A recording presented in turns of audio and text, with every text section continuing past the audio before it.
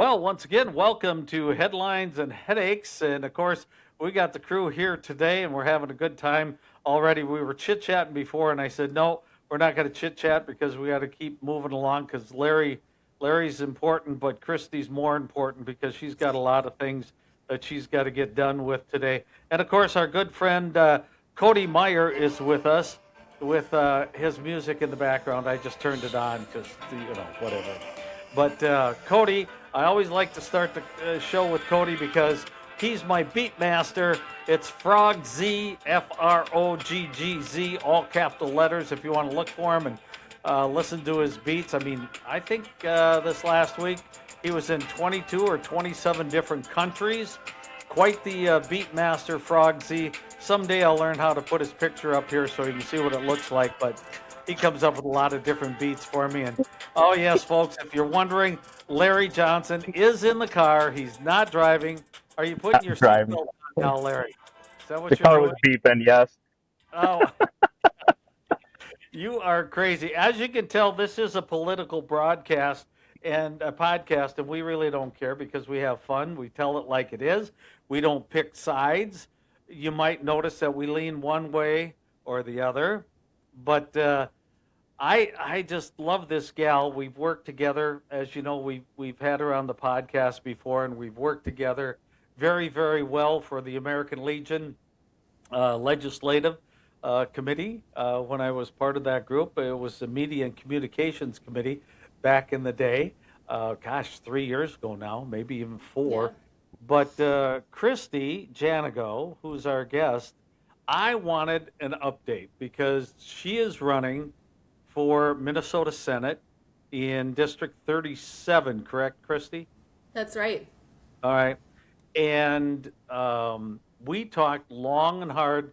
Originally, Kristy wanted to run for the House of Representatives, and I said, "No, you're better. You're smarter. You're a better negotiator. You are a person who commits 100%.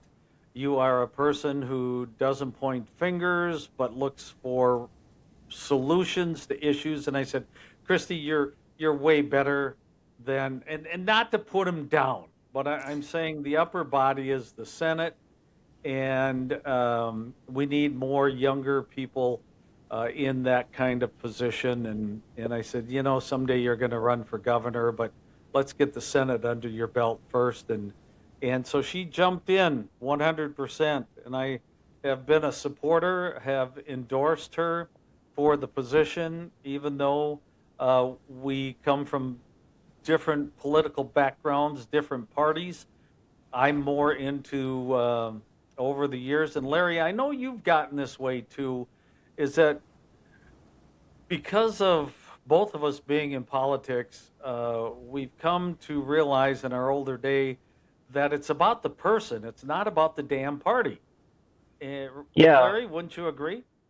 no, absolutely. And Mike and I have had this conversation many times that irregardless of whether you've got that right label, the left label on you, that more often than not, what we really need are good people willing to do public service. And so I wasn't surprised when he came out to endorse you, Christy, but I have to say that that probably ruffled a few feathers on both sides. What did you hear about that, or what kind of feedback did you get from Mike's endorsement?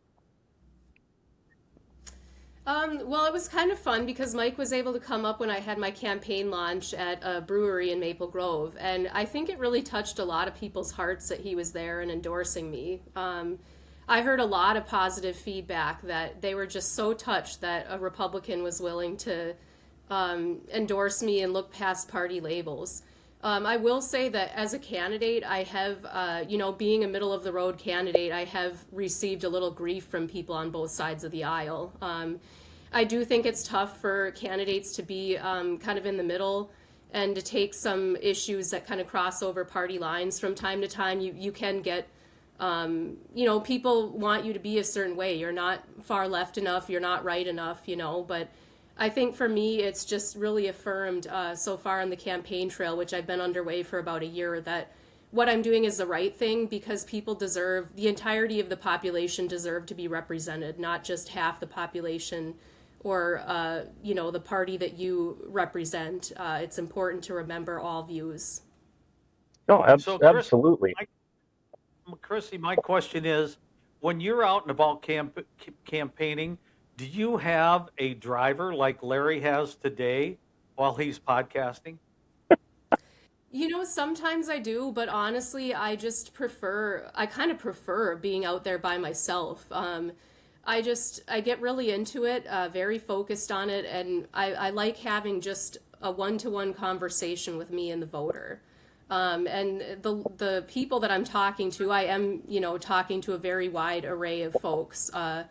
Even the folks who, not much is known on as a voter. So it's exciting for me to be able to hear a lot of different points of views. And honestly, the things people are concerned about are not that much different depending on what party persuasion they are. They want our tax dollars to work more efficiently for us. They want the fraud to be stopped in the state. They're concerned about affordability and how they're going to pay their bills on a day-to-day basis. And those are probably the top two things I hear about. I'm hearing quite a bit also about mining up on the Iron Range. There are a lot of outdoor enthusiasts in the area, but there are also a lot of union members. So that's another area where it's been kind of tricky to navigate, figuring out what most people want and how to best represent their views on that issue.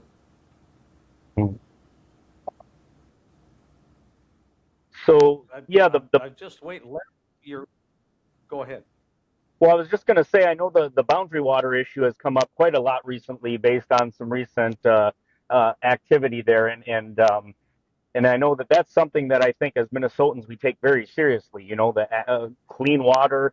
We enjoy our environment here in Minnesota, and it's something that I think probably needs to be addressed. And uh, I've heard a lot of local feedback from folks that you wouldn't necessarily think were environmentalists, but that were like, oh, hey, this is happening here now. Now they start to pay attention a little bit. hmm Yeah, that's very true. I would say I've seen the statistics on this, and there's, I think, around 70% of the Minnesota public doesn't want the Twin Metals mine, which is up within the watershed of the boundary waters, to proceed. So there is a lot of talk about a bill that would ban that particular site. There are other sites in the state that, people are interested in, and if it's shown to be done responsibly and safely, that I would have to strongly consider it because labor and industry are very important to me too. Now, wait a minute here. You said 70% of the people. I mean, we have things nationally where 70% of the people don't like what's happening, and Congress doesn't do a damn thing about it. Do you Right. mean really the Minnesota Senate would probably do something if 70% of the people, their constituents who pay their salaries, say, hey, we don't want this? Do you really think we can get that through the Minnesota Senate, Christy? I do. I have to have hope. I'm someone who's willing to come to the table and work with different points of view, and I would hope that other enough senators would be listening to the majority voice. It's becoming something that we can't ignore and is something that we're going to have to deal with. And issues like that, the fraud as well. I think issues where folks they feel very strongly about it and they want to see action done. My hope is that folks will be able to come together and get some meaningful legislation passed to reflect the will of the people. So, Chris, I want to dig a little bit deeper in your campaign. Have you come across any issues such as threats or slamming of the door, or how have people, I can only go back because I ran in 2010. Now we're 16 years later. We have a bigger, huge national, state, local, township divide that has been created by the two-party system. I truly hmm believe that in about candidates falling into this rhetoric. How are you being received? And give us all the ins and outs, because I'm really interested in this aspect. Yeah, very well. I feel that I've been received by people very well. I think overall folks are lovely. I've had a couple of conversations where I strongly disagreed with what someone was saying, but we ended it respectfully. where we both said, I can appreciate your perspective and have a great day and blessings or take care, you know? And that's the way it needs to be done. And I'm committed to that. And, you know, I'm not someone who is afraid to go out into every neighborhood. When I ran for city council in 2022, I won by canvassing. I canvassed 15,000 doors in the Maple Grove area. And I plan to do far more than that in the Senate campaign. And I think it's just a matter of talking to people face to face. And I think if they like you and trust you, they can get on board with your message. And that's how I'm going to win people over. I did have this conversation with my mother, who's, you know, I'm from North Dakota, so my family is from small town, rural area, and didn't anticipate that I would be running for public office someday. But, you know, I have had that talk with my family that someday there may be things that are said about me that aren't true. And I just need you to not worry about them, you know, because I'll have people who will worry about them and stress about them and address them with me, you know. But overall, I do feel very safe on this campaign. I feel supported, and I'm excited for what's to come. So, Kristy, you talked about your message a little bit, and I think something that I think folks really would find palatable is more middle of the road candidates, right? Like, I think our system is better served when you have someone that's reasonable and can listen. And you touched base on that a little bit. Are you finding that folks are finding that that position refreshing? And but you did talk about getting a little bit of pushback. What type of pushback are you getting from either side? Yeah, so sometimes what'll happen is we'll go down the line of some of the priorities that I stand for, and then folks will eventually say, well, why are you a Democrat anyway? And my answer is usually, well, I'm, you know, for women's rights and LGBTQ rights, you know?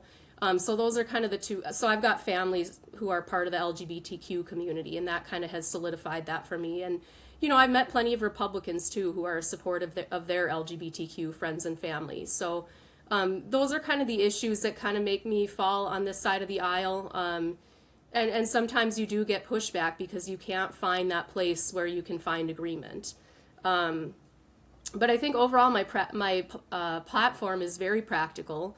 So I'm focused on bonding issues and critical infrastructure in the district. So in this district, we have several kind of up and coming, growing suburban edge communities, and they need water and roadway infrastructure. And I happen to be someone who's very passionate about public infrastructure, being a city council member myself and a county employee.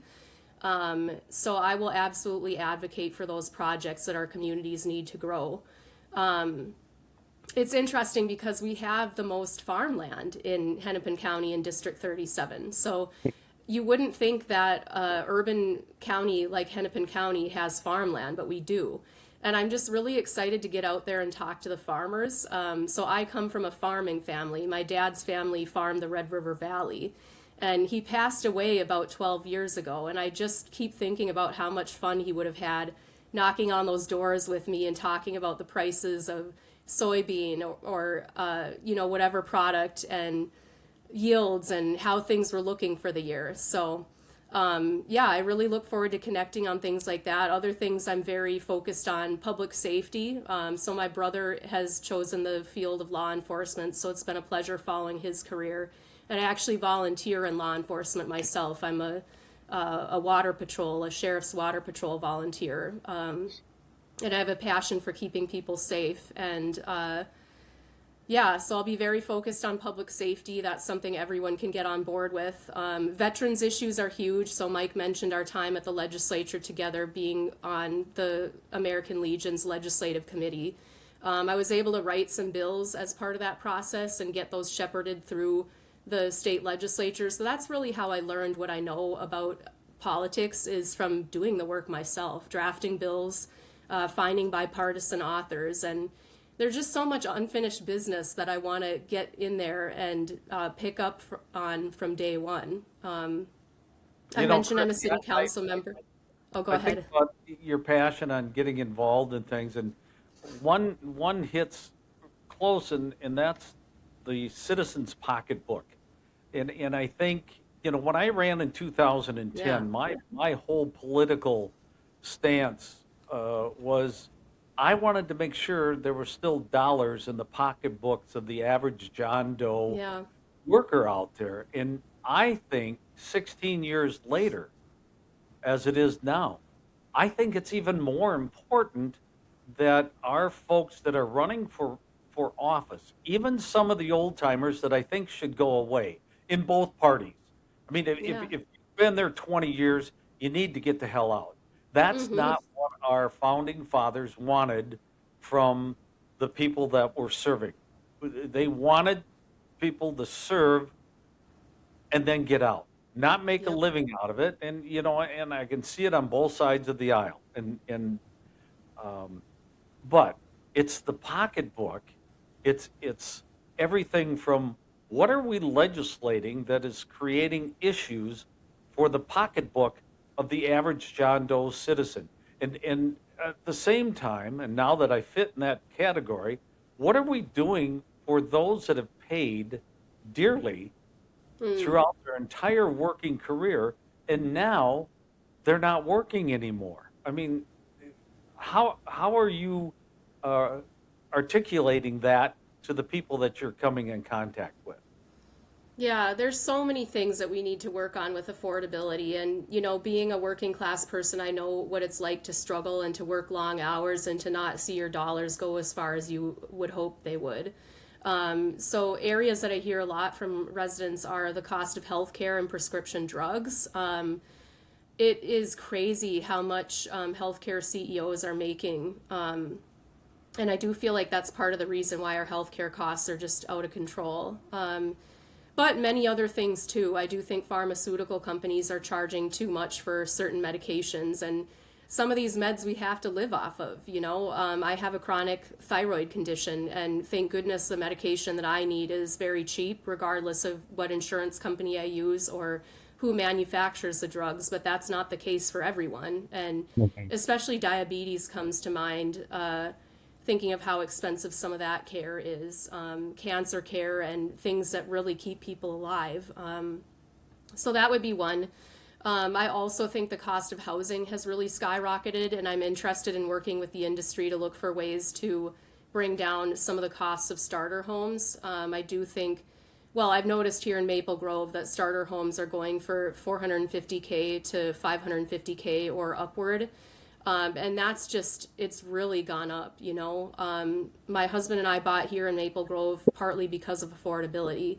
Granted, we did buy a very modest townhome, but we didn't want to start out our life together owning a home with a mortgage that was more than we could afford or more than percentage that was responsible in our household budget. And I think a lot of folks are wrestling with that. So I've seen a lot of legislation at the state capitol surrounding housing costs. Unfortunately, I haven't liked some of what I've seen because it has taken away some local control that city governments have had to make sure that they can protect the health, safety, and welfare of their communities, make sure the infrastructure is adequate to handle whatever new growth is coming in. So that's been a challenge, and I can't support legislation that strips away large amounts of a city council or local government's control on zoning. So that's definitely something we're going to have to wrestle with. Other costs, I do want to look for ways that we can streamline our tax dollars and simplify it. I think that tax time is incredibly confusing for most households. I am someone who's interested in not taxing any Social Security. I know that's not always a popular view, but if you have already paid your price, you shouldn't have to pay again once you're the age that you need your Social Security money. Mm. I mentioned the fraud, and I do think that if we can rein in the fraud, that our tax dollars will work much more efficiently for us. But I think we also have to find out what programs aren't working for us and streamline those if we can. I was a huge advocate for charitable gambling tax cuts, and I expect that from me again, a relentless advocate, because those charities, they do important human services work and youth work in our communities, supporting public safety, and I'd love to see them have more tax dollars to carry out their mission. Mm. So now, Kristy, you touched on housing a little bit, and that happens to be in my wheelhouse. I'm by trade a mortgage lender, and so I see the struggles for young couples, first-time home buyers, trying to get into that house. And you're right that the affordability has become a real serious issue. And I don't often talk about many state programs. There's not a lot of government support that I find palatable sometimes, but I do have to Yeah. rave a little bit about the Minnesota housing program. And that is something that Minnesota seems to have gotten right. They have something similar in South Dakota, I believe, too. But what it is it's a down payment assistance program for first time home buyers, and it's a revolving loan fund. So if they qualify, then first time home buyers can get up to $14,000 to help for the down payment. And then whenever they sell the house or if they refinance, they pay it back to the state.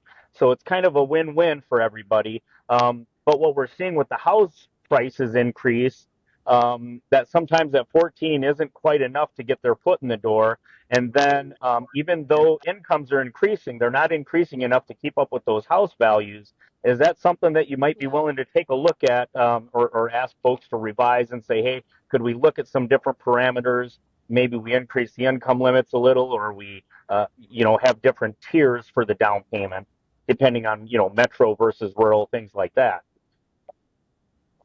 Yeah, absolutely. I'd be definitely willing to look at that. I do think that over time, some of our benefits diminish in strength as costs go up, and we have to figure inflation in, and we do have to revisit some of these programs every once in a while, either index them to inflation or else from time to time check in on those and see if the amounts are still adequate and if it makes sense for the area. So we bought our home. I had the advantage of a VA home loan, so I didn't have to do a down payment. And, I really think that my family would have been waiting for a few more years before we bought if we had to make a down payment. So I really Yeah, support programs like that, and I agree with you that we should be making sure the amounts are correct so that people can actually yeah. use them. Christy, Christy, I'm just thinking, and of course, oh, go ahead, Larry. oh no, I was just going to comment. That was probably the most intelligent and reasonable response I've received, and I've talked to multiple representatives. That was a great answer. Thank Why do you. you think I'm endorsing her? Because this is who she is. This is what she is. She sees an issue or a problem, and she goes after it. And I love her so much for that. But this is exhausting. I get exhausted, Christy, looking at your social media pages and watching you and the involvement you have. This is exhausting. Hmm. Somewhere there's an inner peace that you're finding. Can you talk about that? Because I think people need to understand, anybody that sees your schedule, anybody that sees what you do, anybody that knows you has to feel that inner peace that is emanating from you. Where's it coming from? Yeah, thank you for asking me that. Nobody's ever asked me that in the context of me running for public office, but I am driven by a deep faith in God. So I've been a Christian my entire life. I was raised in more Baptist and evangelical type communities, but over time, in the course of my life, I found out that I was a Lutheran. So my dad was actually a Lutheran, and when I went to confirmation, he was delighted that I was choosing the Lutheran denomination for myself. So I still go to a Lutheran church here in town in Maple Grove. I go to a small neighborhood Lutheran church that has a community garden where we donate produce to a food shelf and surrounding neighbors. And I was the church council president a few years ago. Yeah, Yeah. I was just going to say that. Um, Folks, you have to realize that, and correct me if I'm wrong, but Christy, you're involved in this church, and they went through some tough times, and you really Yeah. jumped in 100%. Talk a little bit about that too. Yeah, so it was kind of scary. Well, I was church president in 2023, which was actually the same year that I was the American Legion legislative chair in my first year on city council. The church was facing some pretty tight times in terms of the budget, and there were some conversations floated about selling the church building at that time. So what we did actually, we drew on some of my political skills where we went out door knocking in surrounding neighborhoods to invite families into different events. So we had grilled out and invited the neighborhood in. We had different youth events and just really branched out and talked to our neighbors to let them know we were there for them and that all are welcome. So we did that, and then and a lot of other efforts as well. And we noticed our population attending church start to rise, and it took a few years, but I will say that I was delighted that at the end of my year as president, we ended the year about $2,000 in the black, where Wow. prior church council presidents, they had a deficit. And it was scary because it was wearing away at the church reserves. And, you don't have reserves, eventually you are going to have to sell the building. So now the building is completely safe. They are making great financial progress, and the congregation is a little bit healthier. And on top of that health, people are making very meaningful connections and are getting to know their neighbors better and growing in Christ. And to your question earlier about my inner peace, I maybe don't have as much time for prayer and reading my Bible as I once did, but I do feel that God is with me every step of the way on my political journey. And I would never choose to do this if I didn't feel that I had God's blessing. You and I talk sometimes about our spiritual moments and share them. And one time while I was knocking on doors in 2022 and, just really feeling a passion for what I was doing, I heard God's voice telling me, your path is ordained. And it's not been often in my life when I've felt the sense that God was speaking to me. But I really feel that was true because with that path being ordained, I did win council that year. And then I also moved into a new job at the county where I was now a veteran service officer. So I helped many homeless and justice-involved veterans and women veterans access their benefits. And I know that I saved and changed lives in the course of those 3 years. So not only did I get my start in public service because I was supported by God in that path, but I also have found how I can make meaningful change in people's lives through public service for my day job as well. And, once I win and head to the Minnesota Senate, I will likely keep a day job in public service, likely in local government in the off season, so that I can continue to work and help the residents of the county. Nice. Well, and That's it's interesting too, Kristy, because you and I have talked back when I was in 2010. I know we had Bible study right there at the Capitol, and it was once, sometimes twice a week. And I found back then, when things really seemed to get at crunch time towards the end of the session, it was even more powerful to get together with others, and in a house where some people call nothing but evil comes out of. Mm. Uh, and so that was a good thing, and I hope that continues. And I know, Larry, you had something you were going to say. Well, I was just going to say, it's interesting to me that no matter how much technology we get and how the political game changes, I still think that door knocking to me is the biggest and the best way to get in front of your constituents, to get your message across. 250 some years of elections, or our country existing, that's still the best way to get in front of candidates because you learn so much. And I always tell folks, you got to get, if you're running for office, you got to get out and meet the people, which is critical. And I'm trying to find something that I don't like about her as a candidate, Mike. And it's really hard because I always meet a lot of politicians. There's always one thing that I don't like, but I'm finding that very hard with you, Kristy. So, Well, Thank she you. is younger than you. oh, there it is. No, no. Well, So, and Chris, again, young people need to get involved, right? Like Mike said, there's too much of the old guard. We need fresh ideas. We don't need career politicians. So I think it's great that you're putting yourself out there for the Senate. Thank you. so Kristy, where do you go from here? What's the plans? How are you doing fundraising wise? Let's talk a little bit about that. And what are your next steps? Because here we are, we're going into now a new month. So that means there's one less month to go to get to where you Yeah. want to be, and that's November. Yep. So I feel great about the fundraising piece without revealing the exact amount of cash I have on hand, which in my opinion is a competitive advantage. I could go into that because I'm pretty proud of it.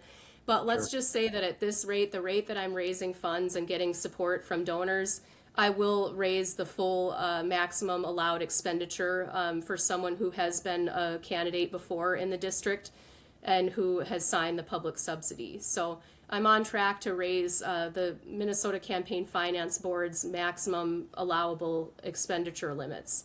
And slowly I'm going to be tapering into more door knocking. So recently it's been a lot about the fundraising. I have been door knocking some, but soon I'll be, transitioning into door knocking almost every day.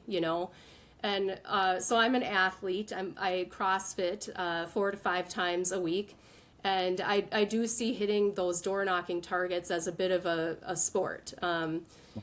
Politics can be very physically demanding as well as mentally. And I love getting out there, getting my steps in the neighborhoods. And so I'm just really excited to crush every field door knocking goal in front of me. And I can't wait for that switch to flip when it becomes less about the fundraising and more about door knocking, which will Well, happen very soon. it's interesting because I'm waiting for you to be there because I want to watch you go up the stairs. Because when I was of course, I work out quite a bit, but back in the day, 16 years ago, I recall people wanting to talk to me, and I'm talking, your lobbyist and everything. And I always thought if they could stay with me going up the stairs of the Capitol, because I never took the elevator, I always took the stairs, and I always took 2 steps at a time. Oh, And I thought if they could stay with me all the way to the top and be able to talk without being winded, they could get my time. So I'm waiting to see how you're going to handle the stairs at the state capitol here in Minnesota. So, yeah, I'm well, excited. it's been a treat to check in with you. I was really concerned, and folks, you have to realize Kristy and I communicate, and I always say, "Are you taking care of yourself? Are you spending time with your meditations, and are you spending time with yourself?" Because campaigning is so demanding today, Mhm. and by the looks of it, you're doing a good job at doing what you're doing campaigning, Kristy. Thank you so much. Any Kristy, final what platforms can folks find you on if they want to support you, find out a little bit more about your campaign? Yeah, absolutely. I'm on Instagram, Facebook, Threads.